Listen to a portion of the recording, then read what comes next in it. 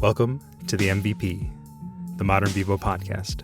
I'm your host, Andres Velarde, Director of Operations at ModernVivo.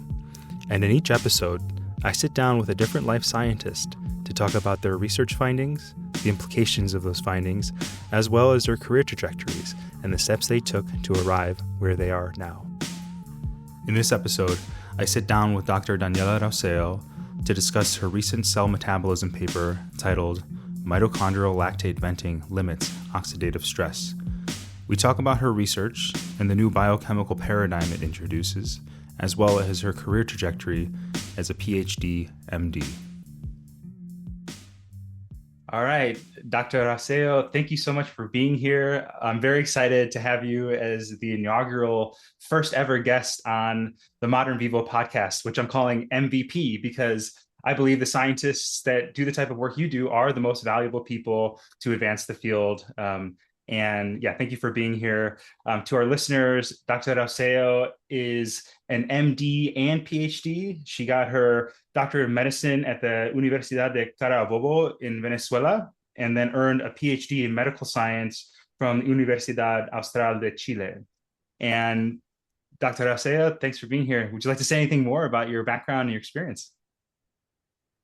Thank you very much for this invitation. It's really good to talk about our personal experience, what the difficulties that we went through the PhD. So yes, I came from Venezuela, which is all know that it's very difficult country in this moment. And I think culturally that it's where my resilience came from. So it has been I have an MD, and then I study an immunology in the Venezuelan Institute IVIC, Instituto Venezolano de Investigaciones Científicas. And then I was a little bit like, what I'm going to do. I was in summer school in Germany, and then I actually I was trying to look where was my path. So I applied to several stuff, but then we have to move, and we moved to Chile and start my PhD. And I started working at the laboratory of Felipe Barros, which is they are focused on metabolisms and genetically encoded sensors. And I had the chance there just to like for 1 year, just to like have a microscope to work with and to explore what I actually wanted to do. Actually, during my PhD, I didn't know with what people I'm going to work. I just start to talking to people in the United States because I want to go to work my thesis in the United States at the moment. Mm-hmm. But then I found this lab and I developed all of my research there. Yeah, lovely. I want to get more into the personal journey. We'll save time for that at the end. But let's talk about the research because I initially found you sifting through the Cell Journal and found a recent paper that you published in Cell Metabolism titled Mitochondrial Lactate Venting Limits Oxidative Stress. Quite a fascinating paper, maybe not on the surface, but deeper down, which is what I want to talk to you about. First and foremost, congrats on publishing that paper. Tell me more about the research study that you published and what was insightful from it. What was that journey? Well, thank you. I started to working on like a control when I started in the lab at 2019, like 2019, yes. I was like trying to figure it out what I was supposed to work with and exploring ideas. And I started to work with pH sensors in the mitochondria, and this was very exciting since the first like since the beginning because we start to see that when I was so fast with mitochondria that I can't work like in a window, and to know that I can see cycles of energization and desenergization controlled by me about in mitochondria.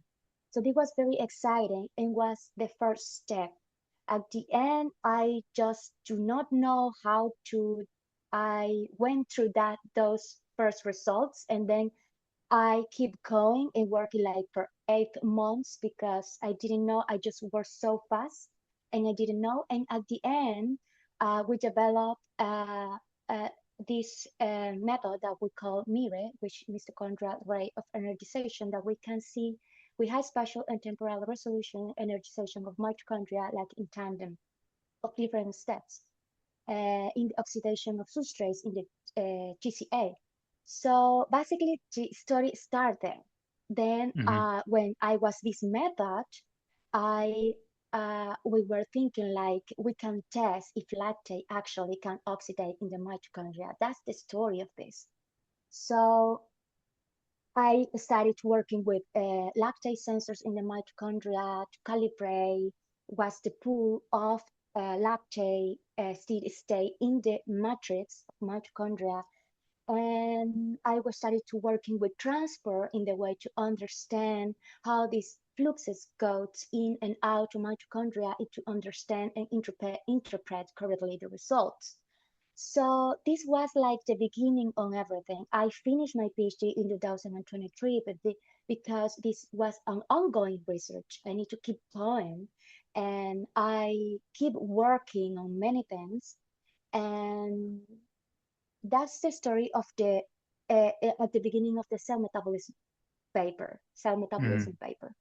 So we test about lactate is oxidized in the mitochondria, which is thermodynamically like difficult because it says that if lactate it should go the only way, like forward.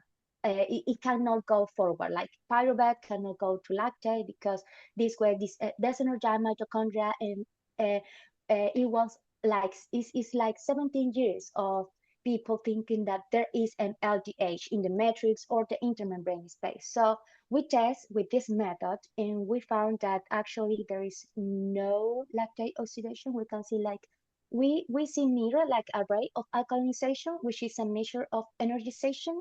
Hmm. So if lactate goes into the mitochondria and energize and goes to pyruvate and energize mitochondria, we can see alkalinization. This means that the sensor, the signal is going to be up or raised. Hmm. So we didn't found like significant results, and then we want to check other stuff and to look at with lactate sensors and see if we can change the redox oxidation, the redox state of the mitochondria. We can have different redox states. We can see that uh, there is a certain change in the steady state of the pool of lactate in the mitochondria. So I test a lot. I tested a lot of conditions to see this, and we found that actually when there is high NAT H, we can see um, lactate accumulation in the mitochondria. Wow.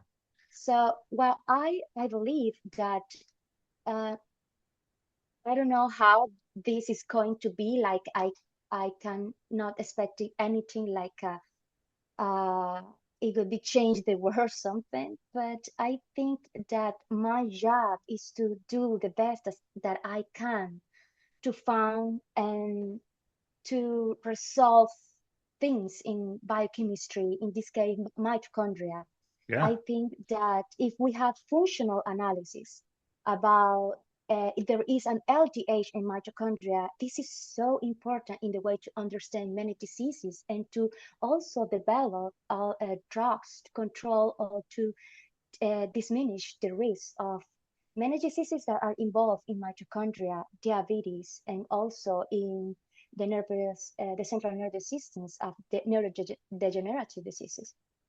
So I actually work in basic research. This is something Hmm. that I want to focus on.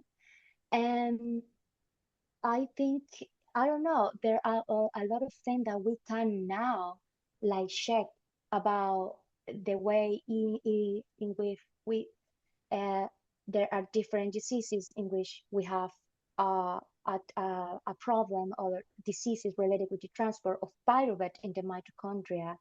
what's the production of lactate and the control of ROS in these cases. So, and how can we in these models manage the disease or control the risk to develop other complications?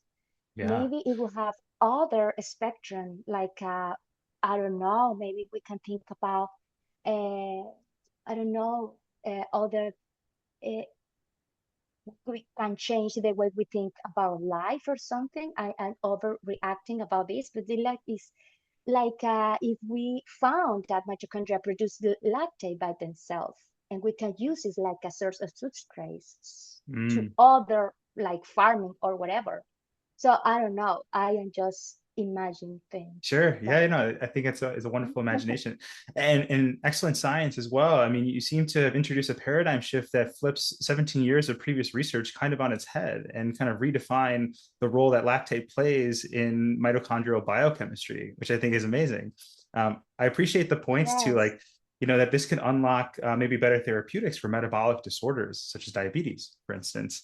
Um, yeah, I mean, are you planning to continue down this path in metabolism going forward? And any more, like, what does the future hold for you? Yeah, I think so. I want to do it. I want to not right now, like I am in a transition position. I'm looking for a place in Germany, and I want to keep working on mitochondria, and I want to keep doing mirror because this is something that I feel that is something like it was, I don't know, by serendipity, and because Mm, I'm also a believer. I think that I don't know. I feel that I can have to keep going on that. I just want to like have the chance to make research and also to focus on mental health in the way mm, I I just distract a little bit sometimes, but I feel that if I can manage to both things on the same time, it feels me like I'm doing something like serving to people, hmm like hmm doing research. You are doing research, and that's okay. And I like it very much. I'm really curious. I'm very creative and imaginative. But I need the part of my life, like I'm serving, like I'm doing something for people, like I'm helping somebody. Somebody. Yeah. I don't know if this is maybe if I am not. I don't know if I don't need recognition in the way that people thanks me for something, but it's like it feels good to help. Yeah, I I don't know. agree. I totally agree. I Yes, think having impact where we can kind of see the fruits of our labor, help others live better lives is really important to me. And I think the funny part is like sometimes you don't see it until many, many years later. And it kind of catches you by surprise. This idea of serendipity, it comes full circle. I want to ask you about something you mentioned already kind of twice, this idea of imagination and creativity. When we talked earlier in our pre-meeting call, you mentioned kind of a certain naivete or like child mind that's required to see new things in the field of research. Could you tell me more about like maybe some of the mindsets that helped you persevere through this long journey, publishing this cell metabolism paper? And yeah, tell me more about it. well, I during my PhD I learned a lot. I mean, I keep learning, but the I'm not saying that it was easy. It was really difficult, but it was totally worth it. So uh, the things that that helped me like to keep going, I don't know, the things that I developed during my PhD, it was like I I try to figure it out everything, like searching in papers and looking at what these people or other people say. So I developed this like I want to go to the microscope to look up something like I don't know anything in a naive mindset, like what I'm going to expect. I don't know, but the experiment is going to tell me. So it's like I at first hand, like I say by myself, I'm going to test this, and I'm going to ask cells what is going on with these conditions or whatever I am plan to do.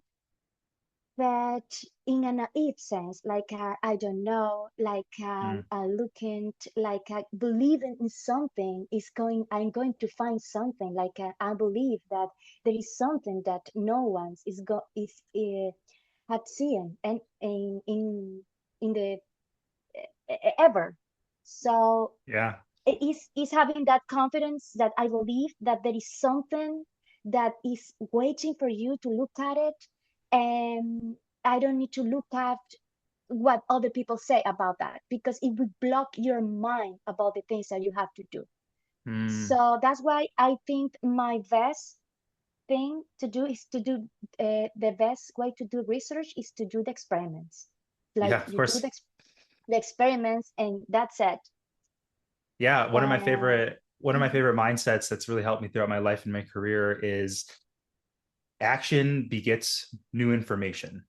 As simple as that, right? Oftentimes I feel like there's not enough information for me to act. And so I keep spinning my gears and I don't do anything and I don't go anywhere because I don't have any more information. But I think that's such a fundamental tenet of the scientific process for discovery is like you don't know, you have a hypothesis, maybe a null hypothesis, and yes.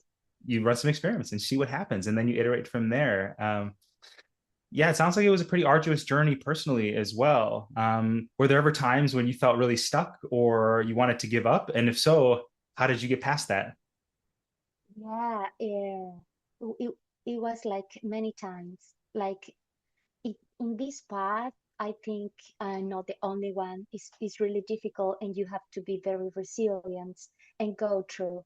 But the things that I did during this time, it was like keep going and be disciplined. Like if you don't have to live by emotions, like impulsive. I don't want to do this or whatever. You have to keep going, even if the things always are not going to work the way you think, but you have to keep going, have plan A, B, C, and just believe that is something that is worthy and that you are going to do. I think that's the most important thing in the way that I just keep going, but I am not blind, like I am doing whatever it it grows to my mind. No, I have plans, and I just be disciplined with this plan and keep doing it like Mm, every time and think to talk to people that have different opinions.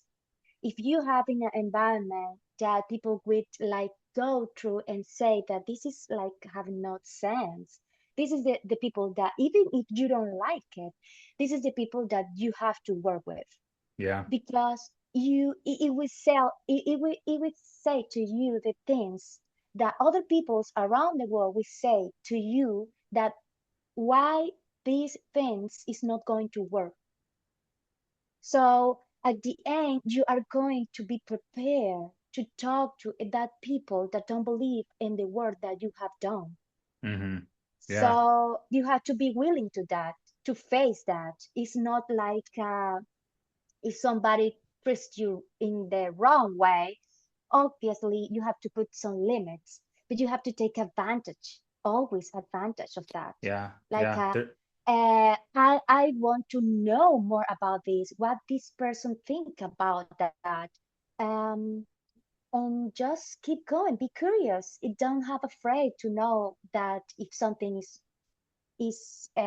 if you are saying something that is not like completely true, don't be mm, afraid just to confront it in a range because we always change it. So I'm very contradictory all the time because I'm thinking and learning, and the things that I think today maybe I will change tomorrow because I'm growing all the time. So that's yeah. normal.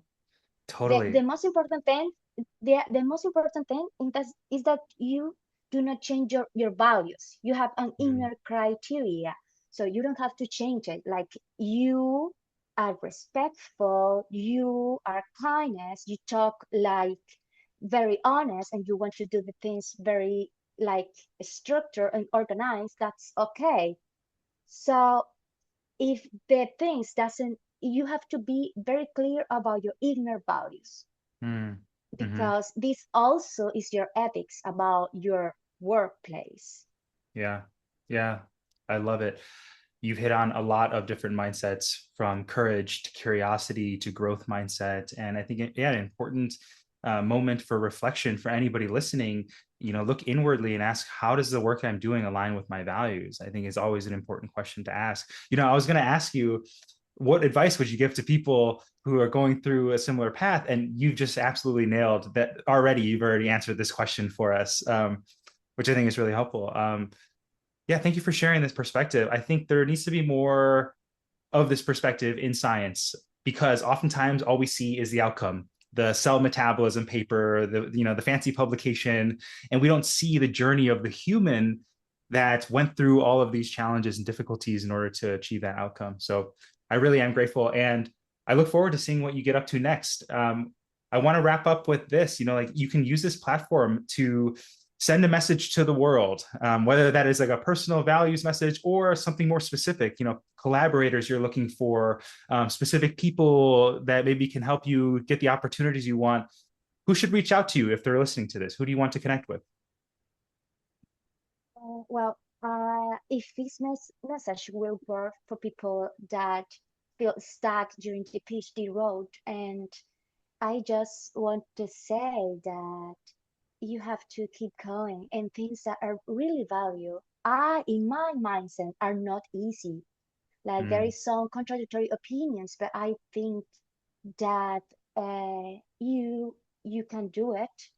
You have to believe in you. Even nobody believes in you. You have to believe in what you are doing. But you have to also listen what other people said. If you have an ambitious people around you, you have to deal with those people, because if you are ambitious, you have to connect with ambitious people also. And this is my advice to those people that believe in themselves. And and I believe that we all have a purpose. I believe that. And uh, I assure you that the things that you are doing, it is worthy in the way that you are learning from your mistakes, maybe. And this is mm, very mhm. important. Yeah. This is because we all make mistakes all the time.